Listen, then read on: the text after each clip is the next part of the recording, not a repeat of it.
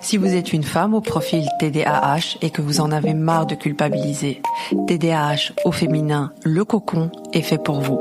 Je suis Nora, professionnelle de la santé depuis plus de 17 ans et spécialisée dans le TDAH au féminin. Arrête de dramatiser. Voilà ce qu'on m'a dit un jour, voilà ce qu'on me rapporte bien souvent, les femmes au profil TDAH. On nous dit qu'on est souvent des drama queens, qu'on exagère, qu'on amplifie toujours tout. Si vous êtes une femme avec ce profil-là et qu'un simple mail, par exemple, un peu sec, provenant de votre boss peut vous faire pleurer pendant 2 jours, vous n'êtes pas en train d'exagérer, vous n'êtes pas que hypersensible. Si un message vu sans réponse vous donne l'impression que toute votre vie s'écroule, ce n'est pas du cinéma non plus. Et si on vous a déjà dit que vous étiez trop sensible, trop dramatique, ce n'est pas vraiment vous le problème. C'est votre cerveau qui va déclencher une alarme bien plus forte que chez les autres. Vous écoutez TDAH au féminin, bienvenue dans Le Cocon. Je vous accompagne aujourd'hui pour un épisode, le premier épisode d'une série de 3 sur un phénomène énorme chez la femme TDAH. C'est ce qu'on appelle la sensibilité au rejet ou le RSD. Alors, qu'est-ce que c'est ce RSD? D'abord, au menu aujourd'hui, on va voir ce qu'on ressent vraiment dans le corps quand on nous critique. Ensuite, ce que disent les recherches, est-ce qu'elles ne disent pas non plus. Et enfin, le meilleur pour la fin, des pistes pour ne plus se sentir trop, ou se sentir folle, tout simplement. Eh bien, on y va, on attaque. Alors, imaginez-vous, vous ouvrez votre boîte mail et vous voyez un mail du grand boss. 4 lignes. Un ton tout à fait neutre, pas de bonjour, pas de smiley, juste on peut parler. Et là, votre poitrine commence à se serrer, votre cœur commence à s'emballer, vous lisez, relisez, vous fermez votre téléphone ou votre PC et ça tourne en boucle jusqu'à vous rendre malade.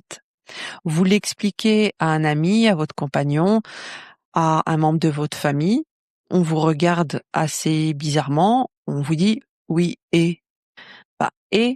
vous, dans votre tête, vous avez déjà un scénario catastrophe, vous l'avez déjà vécu dans votre corps et vous subissez jusqu'au moment où vous allez vraiment savoir de quoi il en retourne. Dans votre tête, vous avez peut-être déjà préparé carrément votre démission. Je souris parce que ça a été mon cas aussi. Quand on prend un peu de recul, on sourit, mais sur le moment même, on fait pas la même tête. Oui, le pire c'est quoi? C'est que on sait finalement, peut-être dans le fond, que ce n'est probablement rien, mais on n'arrive pas à arrêter. Ou alors, deuxième exemple qui me vient en tête, disons que votre meilleure amie, vous lui écrivez un long message, elle le voit et elle répond pas. Alors, elle vous laisse un vu. Vous attendez 1 demi-heure, 1 heure, 2 heures, 1 jour, 2 jours, et là, vous êtes convaincu qu'elle ne vous aime plus, que vous avez dit quelque chose, que vous avez fait quelque chose de mal, ou que vous êtes simplement lourde, et vous repassez ça en boucle dans votre tête. Vous remontez toutes les conversations, vous les rescannez dans votre tête, quitte à ne pas endormir. Et vous cherchez la faute. Du coup, vous vous renfermez, vous êtes nerveuse, impulsif, vous avez des oublis, vous êtes moins concentré et vous n'osez pas écrire pour autant, vous n'osez pas aller vers elle pour autant. Et quand elle finit par vous répondre, vous avez déjà construit un super scénario hollywoodien de rupture. Et au boulot, c'est la même chose, hein. Quand quelqu'un vous dit est-ce que tu as 1 minute, je dois te parler, vous êtes persuadé qu'il y a quelque chose qui va vous tomber dessus. Si pendant une réunion, on vous regarde en fronçant les sourcils, vous vous dites ah oui, OK, il y a un problème. Vous vous mettez à bafouiller, vous perdez votre mot. Tout ça, c'est épuisant. Vous êtes épuisé parce que vous le vivez. Vous le vivez réellement dans votre corps. Votre cerveau ne fait pas la différence entre ce que vous imaginez et ce que vous vivez. Clairement, scientifiquement, vous libérez de la cortisone, l'hormone du stress. Ça vous ronge littéralement de l'intérieur. Vous êtes épuisé. Vous essayez de mettre stop à la machine, mais impossible. Et tout ceci, ça peut être l'histoire de votre vie. Sans oublier les histoires avec votre partenaire, une petite phrase, genre tu as encore oublié de fermer le frigo. Une petite phrase sortie de nulle part et ça peut tout faire exploser. Vous, dans votre tête, il pense que je suis nulle, il ne me supporte plus, il va finir par partir. Et puis vous craquez et lui ne comprend pas le moins du monde pourquoi vous êtes dans un état pareil. Mais vous le vivez vraiment. Vous êtes la première personne à en souffrir et peut-être la seule à en souffrir finalement. Donc vous perdez des heures et des heures à réécrire mentalement les conversations, à tout analyser et finalement vous passez à côté de tout. Et vous devenez vous analysez tout. Vous analysez les silences, les mots, les émojis. Et vous vous posez 1 million de questions. Donc tout ça, on est bien d'accord que ce n'est pas supportable sur du long terme, mais malheureusement, il n'y a pas un bouton off. On peut vous dire arrête d'être sensible, arrête de tout prendre au premier degré, n'analyse pas, mais c'est plus fort que nous, ce n'est pas notre faute, notre cerveau fonctionne de la sorte. Beaucoup de femmes avec qui je discute et avec qui on fait un parcours d'accompagnement décrivent souvent la même chose que j'ai déjà ressenti aussi, c'est une vraie douleur physique. Vous avez l'impression vraiment physiquement qu'on vous donne un coup de poing, un coup de couteau. C'est vraiment un poids énorme sur la poitrine. Et c'est encore pire quand l'autre ne vous comprend pas.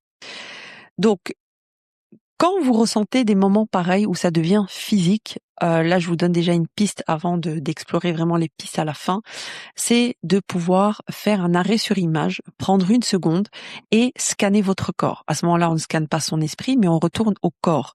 Donc on scanne et on repère, comme un scanner géant, on repère les endroits, les nœuds. Donc je scanne mon corps, je repère ma gorge. Je vois qu'il y a un nœud dans ma gorge. Je me concentre sur ce nœud-là. Et mon système nerveux va travailler pour relâcher le nœud.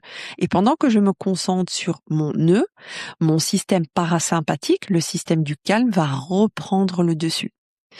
Donc, à chaque fois que vous avez une espèce de crise comme ça, un espèce de coup de couteau, un espèce de coup de poing, que vous vous sentez pétrifié, figé, il faut faire un arrêt sur image, scanner chaque muscle de votre corps et repérer les différentes tensions. Et on travaille dessus pour les relâcher. Pendant ce temps-là, vous ne pensez pas à votre mental, mais vous êtes sur votre corps. D'autres techniques comme citer par exemple 4 choses que je vois, 3 choses que je touche, 1 chose que je sens. On parlera de ces méthodes-là dans d'autres capsules, les méthodes c'est-à-dire de relaxation ou pour déconnecter de son mental. Ou alors la respiration, la cohérence cardiaque, il y a beaucoup de méthodes. Faudrait une série d'épisodes pour pouvoir vous expliquer ça dans l'ordre. Je vais essayer de pas m'éparpiller ici. Mais tout ça pour vous expliquer que pendant ces moments-là où ça devient presque physique, on fait stop sur image au niveau du mental et on revient au corps. C'est très important parce qu'en fait, vous avez 2 systèmes dans votre système nerveux. Le système sympathique, qui est l'accélérateur. C'est comme si on rencontrait un lion aux dents de sabre au coin de la rue. Donc, votre cœur palpite, vous respirez plus fort et votre cerveau s'emballe. Le parasympathique, c'est le système du calme. Quand on respire, quand on se déconnecte, quand on digère. Et donc, en fait, vous avez un accélérateur et un frein. Mais sauf que dans notre cerveau, avec un profil TDAH, on a tendance à moins bien filtrer, à moins bien actionner nos freins. J'en reparle dans 1 seconde. Donc, ce qui se passe vraiment, scientifiquement, dans ce RSD, ça vient du mot rejection sensitive dysphoria en français, donc on va le traduire plutôt par sensibilité au rejet. Et il faut mettre tout de suite les choses au clair. Le RSD, c'est pas un diagnostic officiel. Donc ici, je ne vous parle pas d'un diagnostic officiel. Donc vous ne le trouverez pas dans les grands manuels de diagnostic, le DSM, etc. C'est plutôt un trouble à part entière, mais attention, ça ne veut pas dire que ça n'existe pas.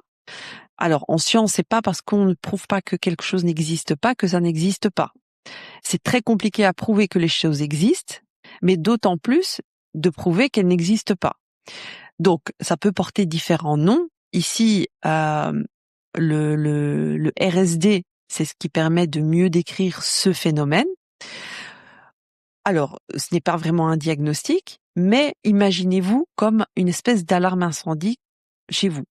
Donc, une alarme normale, elle va sonner quand il y a un vrai feu. D'accord? Donc, une alarme hypersensible, elle va sonner quand il y a un petit feu dans votre cuisine, ce qui est tout à fait normal. Eh bien, avec votre cerveau particulier, c'est ça. C'est vraiment une alarme incendie hypersensible. Donc, au moindre signe de rejet, même tout petit, même imaginé, même non significatif pour d'autres personnes, l'alarme va se déclencher et elle va hurler pendant des heures, voire des jours. Et donc, les cliniciens, eux, ils parlent plutôt de réjection sensitivity.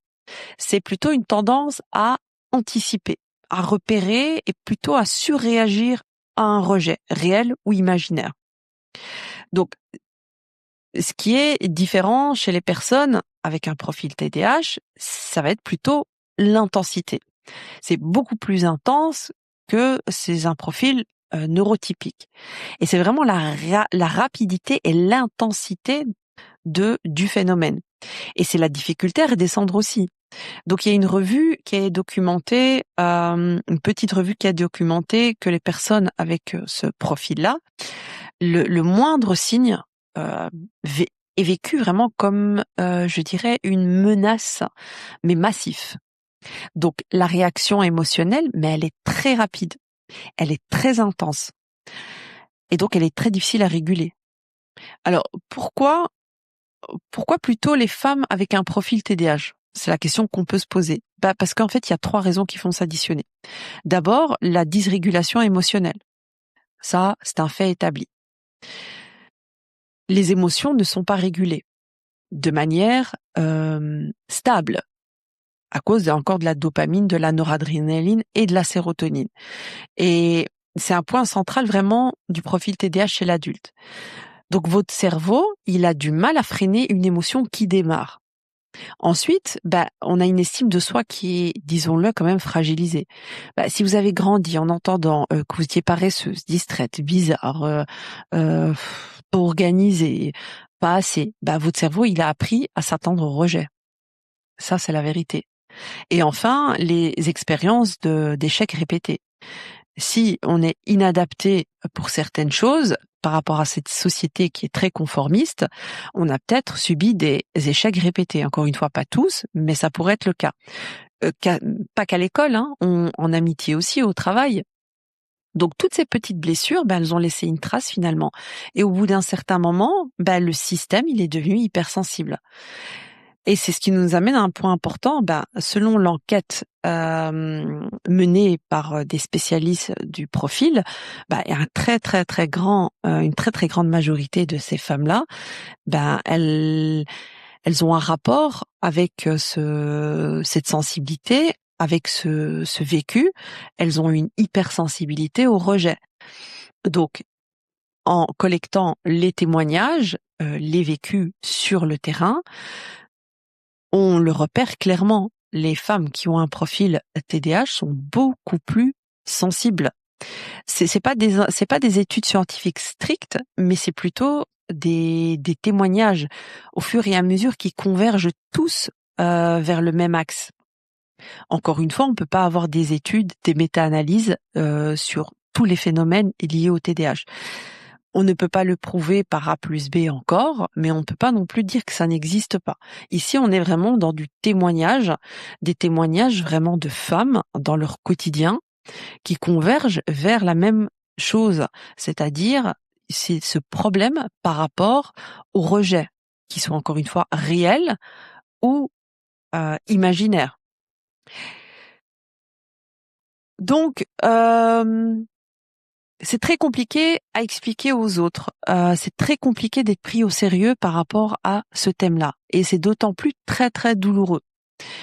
Donc maintenant, il faut cesser quand même, il faut plutôt casser les préjugés. Le premier préjugé, c'est dire que le RSD, c'est un truc à la TikTok. Eh ben non, le phénomène, il est décrit depuis plusieurs années en clinique. même si encore une fois, il n'y a pas d'études établies qui parlent du RSD. Ce n'est pas encore, il n'y a pas encore de données strictes au sens scientifique du terme. Ce qui est récent, c'est le mot. On va dire que c'est plutôt ce mot RSD qui peut être, j'en conviens, à la mode, mais le phénomène en lui-même ne date pas d'hier. Le deuxième préjugé, c'est la personnalité. Sauf que la sensibilité au rejet, elle est documentée dans plusieurs contextes cliniques, l'anxiété sociale, la dépression, mais aussi dans le TDAH. Le troisième préjugé qu'on peut observer, c'est quand on vous dit, c'est peut-être de la susceptibilité. Ah, de la susceptibilité, non, pas de la susceptibilité. Ça, c'est ce qu'on nous a dit toute notre vie. Et ça n'a pas marché. C'est un conseil qui ne sert strictement à rien.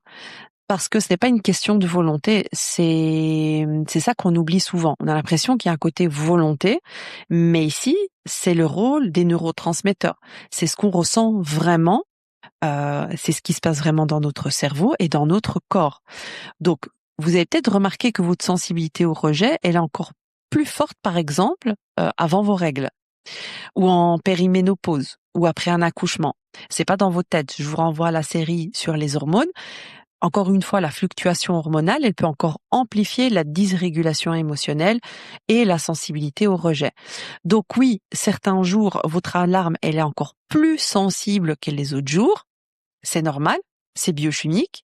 Et la sensibilité au rejet, elle peut exister aussi sans TDAH. Ce n'est pas un phénomène exclusif au TDAH. Mais il existe, c'est une tendance, encore une fois, ce n'est pas un fait, mais c'est une tendance qui est de plus en plus mise en avant et qui est corrélée au profil TDAH féminin. Ce RSD peut aussi accompagner d'autres troubles. L'un n'empêche pas l'autre. Évidemment, on va pas mettre tout sur le dos du profil TDAH. Encore une fois, c'est pas spécifique au TDAH. C'est là qu'on peut un peu critiquer ce RSD en se disant il y a pas des études, il y a pas des méta-analyses, il y a pas d'études solides. Le RSD c'est pas lié simplement au TDAH, ça peut être complètement lié à autre chose. Et un profil TDAH ne développe pas forcément un RSD. Je suis tout à fait d'accord avec vous. Mais ça le mérite quand même d'en parler parce que il y a quand même une forte population féminine qui met en avant ce genre de phénomène qui peut être extrêmement handicapant dans la vie de tous les jours. Et donc, de toute façon, si vous avez un doute, c'est en parler au médecin, en parler au psy, dans le cas d'une TTC, et de faire le point vraiment par rapport à votre profil, par rapport à ces symptômes, l'intensité que ça prend dans votre vie. Si, ça peut être évidemment de l'hypersensibilité, pour d'autres de la susceptibilité, bien sûr, mais à partir du moment où ça prend une trop grande place dans votre vie, que ça vous handicape littéralement, que recevoir un mail pareil vous rend malade pendant plusieurs jours, une remarque de votre compagnon ou d'un collègue vous met au fond du trou, et que, évidemment, il n'y a pas de diagnostic de dépression, ni d'anxiété généralisée, ça serait bien d'aller investiguer avec un thérapeute. En tout cas, ça a le mérite d'exister. Donc les pistes, quand vous commencez, donc quand on parle de ce phénomène-là, on peut se demander, tiens, qu'est-ce qu'on peut mettre en place? Alors tout d'abord, ça doit être simple, ce ne sont pas des pistes magiques, mais ça peut déjà changer les choses pour certaines personnes. La première piste, c'est nommer ce qui vous arrive. Alors, un exercice que proposent parfois les psys, c'est de noter, c'est-à-dire ce que vous ressentez tout simplement sur un papier. Voilà, j'ai reçu un mail qui dit ça, ça, ça. Voilà, qu'est-ce que j'en pense? Alors vous notez, je pense que je vais me faire virer, je pense que j'ai fait une bêtise, etc., etc. Et puis la deuxième chose, c'est de d'écrire, est-ce que c'est vraiment vrai et quels sont les arguments qui vous font penser à ça? Tiens, est-ce que je vais me faire virer parce que mon patron ne m'a pas dit bonjour, m'a dit je dois te parler. Est-ce que c'est cohérent? Et là, vous voyez bien que par écrit, il n'y a aucun indice qui parle de vous faire virer, ni d'un patron en colère, ni quoi que ce soit. Donc la deuxième question à se poser, c'est est-ce que c'est vraiment vrai et quels sont les arguments? Et la troisième étape, quelle est la réalité? qu'est-ce qu'il y a derrière ce message? En fait, peu importe comment vous prenez les choses, c'est de se dire dans une première étape, qu'est-ce que je ressens? Voilà, là, vous notez le scénario catastrophe. Dans une deuxième partie, ben, quels sont les arguments pour dire que c'est une catastrophe? Quelles sont les preuves? Et la troisième étape, c'est quelle est la situation réelle, neutre? Et vous allez voir que vous allez déconstruire le scénario dramatique et que vous allez pouvoir désamorcer la bombe et vous calmer. C'est comme par exemple, vous sentez une boule au niveau de votre de quelque part dans votre corps, vous dites ah ben c'est sûrement un cancer, genre hypochondriaque. Est-ce que dans un deuxième temps, est-ce que vous avez la preuve là sur le moment même que c'est quelque chose de dangereux, que c'est un cancer? Est-ce que quelqu'un vous l'a dit? Est-ce que vous avez consulté un médecin? Est-ce que toutes les excroissances ou boutons ou kystes sont des cancers? Est-ce que c'est vrai? Non, c'est pas vrai. Et la troisième étape, c'est tiens, j'ai un espèce de bouton, j'ai un espèce de kyste. Je n'ai pas encore consulté, je dois consulter, mais pour l'instant, il n'y a rien qui me dit que ça soit quelque chose de dangereux. Donc, vous voyez, vous allez déconstruire, vous allez passer du scénario catastrophe, vous allez déconstruire ça et revenir à quelque chose de complètement neutre. Et vous allez vous calmer automatiquement, vous allez actionner votre système parasympathique qui est le système du calme. Donc, à chaque fois que vous avez un pic d'angoisse par rapport à un rejet, vous analysez la situation. Donc mon mari m'a dit j'en ai marre, tu oublies toujours le frigo ouvert. Dans votre tête, il va vous quitter. Vous écrivez sur un papier tout ce que vous pensez. Deuxième étape, est-ce que c'est vraiment vrai qu'il va me quitter parce que j'ai laissé la porte du frigo ouverte? Et troisième chose, est-ce qu'on quitte quelqu'un parce qu'il a laissé la porte du frigo ouverte? Est-ce que c'est normal? Est-ce que c'est une situation classique? Vous allez voir que non. Donc vous allez déconstruire le scénario. Vous allez éviter que cette alarme ne se déclenche pour rien, entre guillemets. Donc ça, c'est la première piste. Ensuite, une deuxième piste, c'est repérer les déclencheurs. Donc pendant une semaine, à chaque fois que votre alarme sonne très fort dans votre tête, un mail, un silence, un regard, un SMS dont on ne répond pas, donc sans jugement, vous allez vous observer et regarder comment vous réagissez. Et vous allez voir qu'il y a certains patterns qui vont apparaître, certains contextes ou certaines personnes. Par exemple, vous avez ce genre de choses quand vous êtes fatigué. Vous avez ce genre de choses quand en fin de journée, juste avec certaines personnes. Vous avez ces sensations-là à un certain moment de votre cycle. Donc, c'est vraiment établir une espèce de carte. Et ça, c'est le meilleur outil. C'est vous observer pour voir les déclencheurs. Et vous pouvez même noter les déclencheurs et noter l'intensité de 1 à 10. Vous apprenez à mieux vous connaître et à détecter ces moments où tout va exploser. La troisième piste, c'est différencier le rejet réel et interpréter. Encore une fois, ça rejoint un peu la première piste. Quand votre alarme sonne, vous vous reposez la question, est-ce que cette personne m'a vraiment dit que je ne valais rien? Est-ce que mon cerveau a plutôt traduit ça? Donc 9 fois sur 10, c'est votre cerveau qui va traduire. Donc, par exemple, le mail froid de votre boss veut juste dire 3 minutes entre deux réunions. Le silence de votre ami, ça veut juste dire j'ai oublié mon téléphone à la maison. Donc, vous allez apprendre vraiment à différencier ce qui est réel et ce qui est imaginaire. Et au fur et à mesure, assez vite, même sans déconstruire comme la première étape, la première piste, déconstruire sur papier. La troisième étape, après vous avoir analysé, voir vos déclencheurs, mieux vous connaître, vous allez, dans chaque situation, vous poser la question, est-ce que c'est vraiment vrai? Et plus vous allez le faire, et plus votre cerveau va s'y habituer, plus il va créer des connexions, et plus vous allez changer le seuil de sensibilité de votre alarme. Et donc, aussi, si cette douleur devient trop lourde, trop intense, et que ces pistes-là ne marchent pas, et que vous sentez que c'est trop, que vous avez des idées noires, évidemment, à ce moment-là, on n'est plus dans le même discours. Il faut vraiment parler à un professionnel de la santé, établir un diagnostic, prendre l'historique de la personne, en discuter.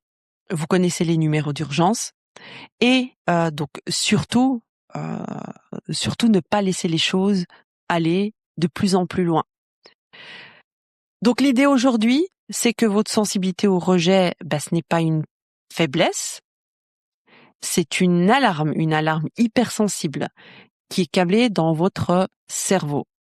Et la bonne nouvelle, c'est qu'on peut apprendre à régler cette alarme. Donc, la mauvaise nouvelle, moins bonne nouvelle, c'est que ça demande du temps et ça demande de la répétition et des méthodes. Dans le prochain épisode, je pense qu'on va plutôt plonger dans le concret et voir un petit peu comment cette sensibilité, elle peut saboter, par exemple, votre couple, vos amitiés ou vos relations au boulot. Et pourquoi vous quittez parfois des choses du jour au lendemain juste parce qu'une phrase vous a complètement fait vriller. Je pense que c'est très intéressant et ça peut être lié à ce premier épisode. Donc j'espère que cet épisode vous a un petit peu aidé. Pensez à vous abonner au podcast, à partager avec une femme qui en a aussi besoin. N'hésitez pas à nous rejoindre sur le site TDH Focus, dans la partie Le Cocon, où vous avez un espace dédié aux femmes TDAH, et sur notre blog, où vous avez 200 articles thématiques.